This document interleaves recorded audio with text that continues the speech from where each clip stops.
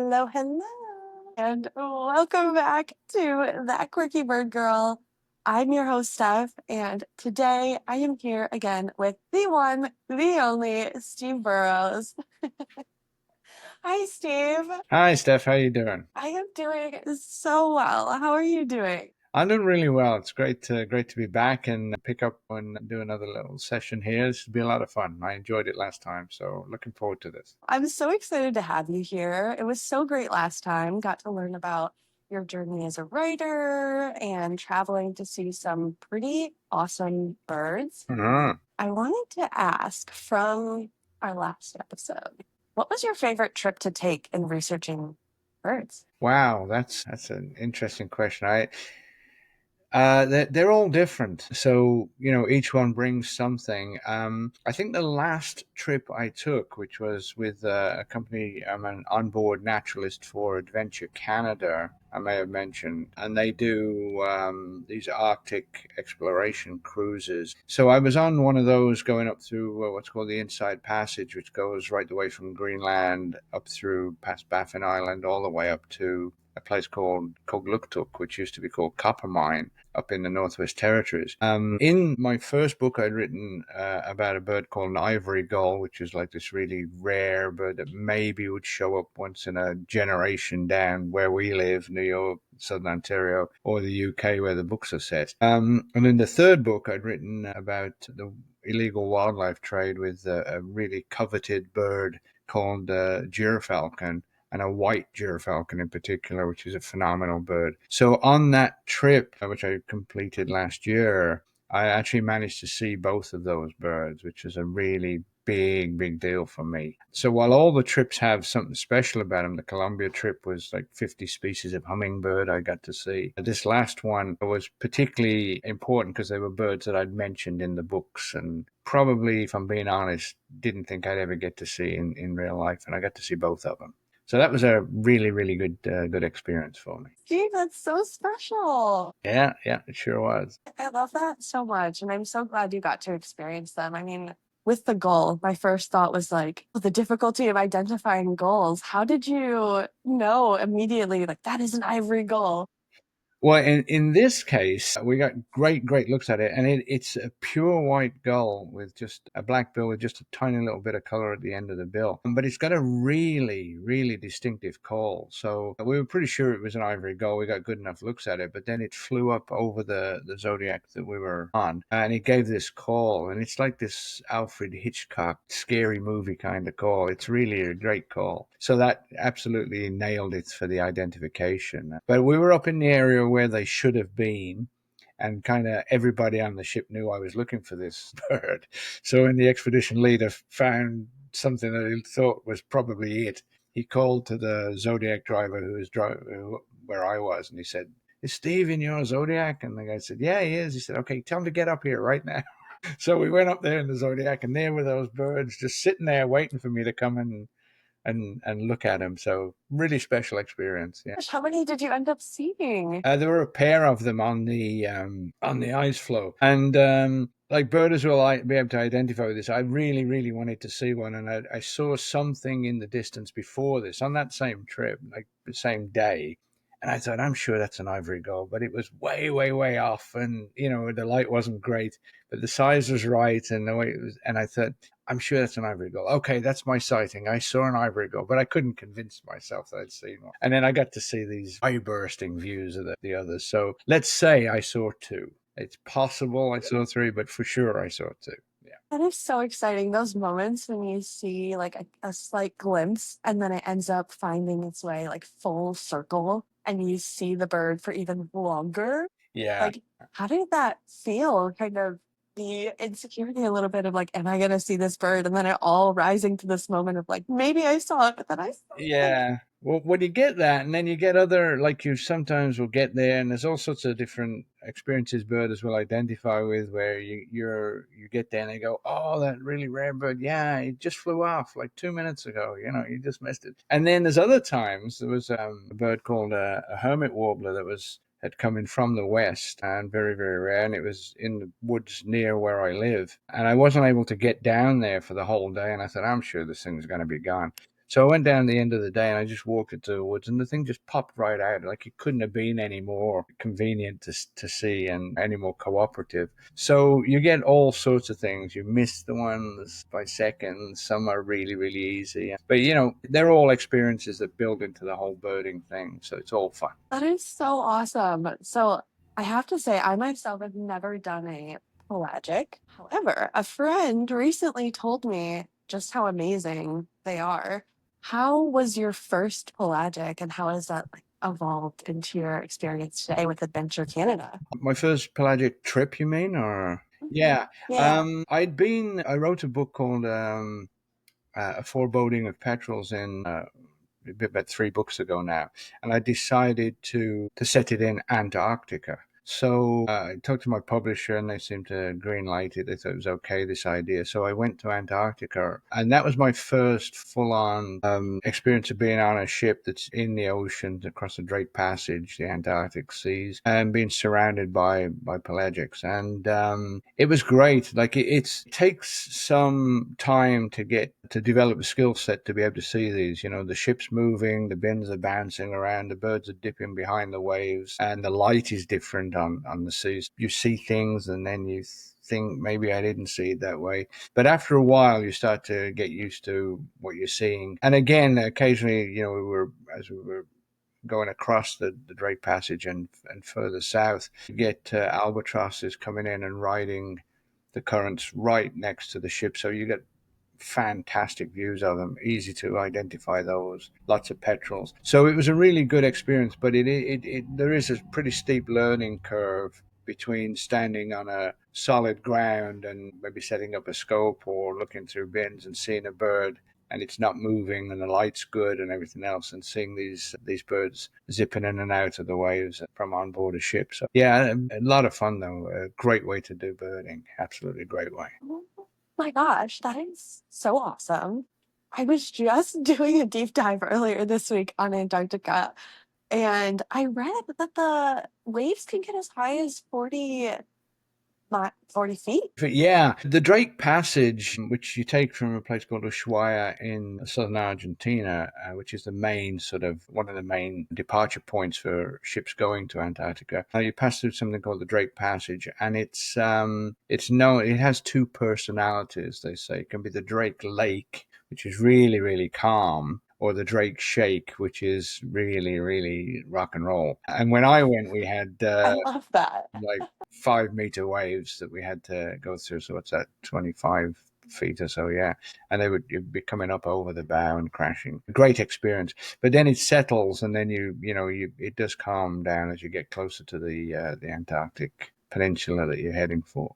But yeah, really wonderful, wonderful experience, and feel very fortunate to be able to do it. That is so, so amazing. And then how long were you down in Antarctica? I think the trip was, I'm trying to think, I think it was like 11 days. So probably like a day and a half, 2 days down and back. So yeah, probably about 7, 8 days actually up and down a place called the Gerlache Strait and Cuvier Island, and then on the peninsula itself. And of course, most people have gone down there to experience being in Antarctica, but the bird that's the iconic family of birds is the penguins down there, and they are.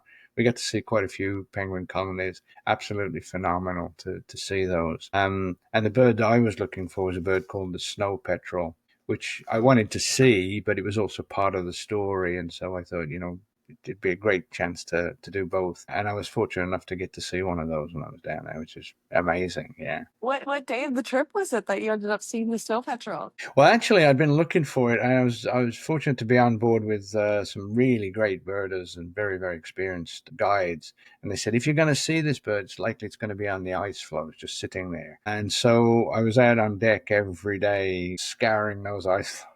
I never did see one. And we were in the Zodiac, actually going to set foot on the peninsula. So the very first, this seminal moment in your life where you set foot on the seventh continent, and the Zodiac was just coming into shore so we could disembark and, as I say, step foot on Antarctica itself. And this bird flew right over, took off from the land and flew right over us as we got there. So, and of course, again, everybody knew that I was looking for it, and they're all going, "Steve, there's your bird, there's your bird." So it was wild, yeah.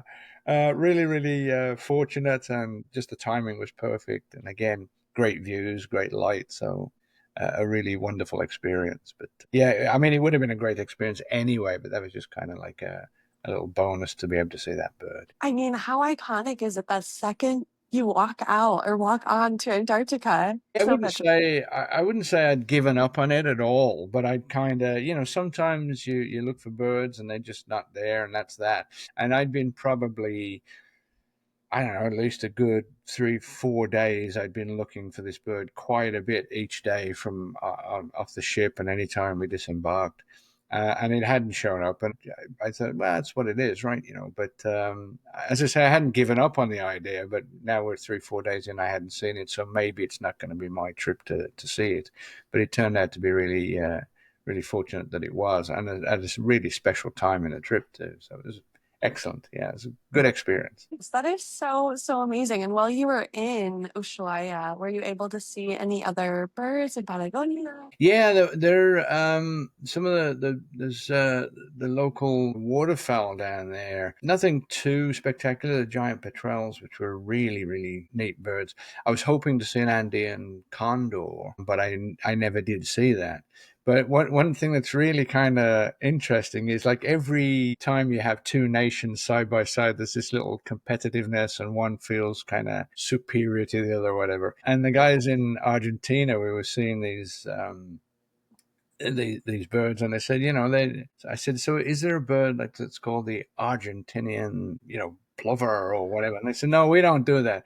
They said Chile does that, like the Chilean flamingo and the Chileans, Chile. They said, so Chile is the one that does all that. We don't do that kind of thing here. So it was kind of cute that if you get this little insight into the culture, that there's this little bit of superiority or whatever, and it happens all over the world, right, with these nations. But it was kind of a fun insight into that. Oh my goodness. That is so cool. Chile and Argentina in particular seem to have some pretty steep, deep tension. Yeah, yeah, it's a wonderful part of the world, and if you can get down there, if you're into hiking, the some of the fantastic parks down there, Torres del Paine, and up in Patagonia, there's all sorts of fantastic mountain hikes and hills, and it's not just for birding, but a lot of people will go down there just for hiking and stuff, and it's just fabulous down there. I do have a 4-year goal of purchasing a condo in Buenos Aires. So I did Oh. spend some time down in South America, about 2 months, seeing some birds and traveling around.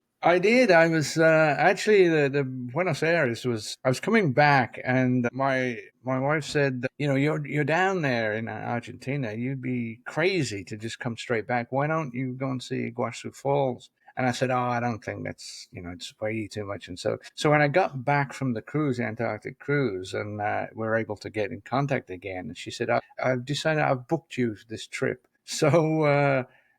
I went up to Iguazu Falls, which is fantastic, and had a look around there, and then came back to Buenos Aires. And I guess it must have been on that trip. I'm not sure, but it must have been. But it was at a time when you had to test for COVID to get on the plane to come back. So I tested, and I felt great. I felt fine. I tested, and I tested positive for COVID. So at the time in Canada, they wanted you to spend 7 days in isolation, whatever, before you were allowed to return to Canada. But the only flight Risa could get, once we found all this out, the only flight my wife could get was like 12 days from now. So I had this 7 days in this hotel, this little boutique hotel in Buenos Aires. And then I had 5 days after I cleared the COVID protocol to just wander around Buenos Aires. And it was fantastic. It's one of the best cities in the world. I just love it. And a great walking city. And there's a reserve that's right in town, this waterfront reserve that's right part of the city. And a bird I'd always, yeah, I think that's the one. That's right. Well done, you. Yeah. So one of the birds I'd always wanted to see was called a black-necked swan. Because when I was a kid, I went to this botanical gardens in Birmingham in England, and they had, white swans, probably mute swans. They also had black swans from Australia, and they also had these black neck swans from South America. And I'd seen lots of different, species of white swan, and I'd seen black swans in Australia. And so one of my life goals was to see this black neck swan in the wild. and they had them at this. They used to come into this wetland, but this was an example of, I didn't get it first time, so I went down there the first day, didn't see him, and I went down there next day and I didn't see him, and then I thought I'll try one more time, so I went the third time and there they were. So this was just fantastic, but so I got to check those off my life list as well. But Buenos Aires as a city is just fantastic. It's just got everything. It's sophisticated. It's got fabulous museums. It's great big tree-lined boulevards, massive tree-lined boulevards that you can walk along. And the weather's good. The people were fabulous. So if that's your goal, I would say pursue that goal, Steph. Pursue that goal. And Yeah. I'll come down and I visit. How's that? totally You get that place, I'll come down and visit. exactly, exactly. Part of my goal is to have it as a place that, like, when people are traveling, they can go to my space and sort of have somewhere to stay. And my only agreement is like, just enjoy one or two birds, just Yeah, on yeah. me, Oh, you there's, know? there's lots and lots of stuff to see down there for sure. Just all around the area itself, and through the parks. There's a lot of parks there where there's a lot of bird life too. So yeah, it's a great spot to be. When you went to Iguazu Falls, I have to say, okay, I have a fear of monkeys. Uh huh.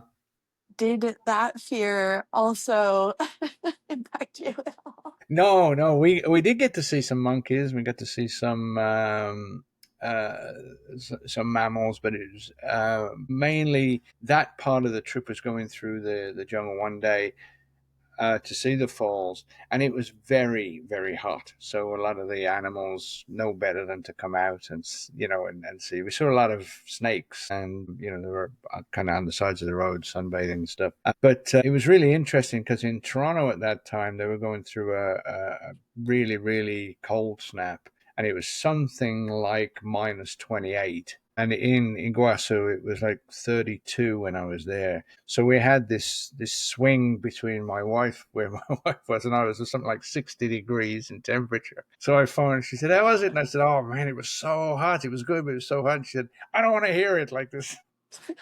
4 feet of snow here, and I'm freezing here. So, but yeah, it really drove home the idea that when you travel, like, the world's so vast and people are experiencing such different things at the same time. And that was a really interesting idea that we came up with.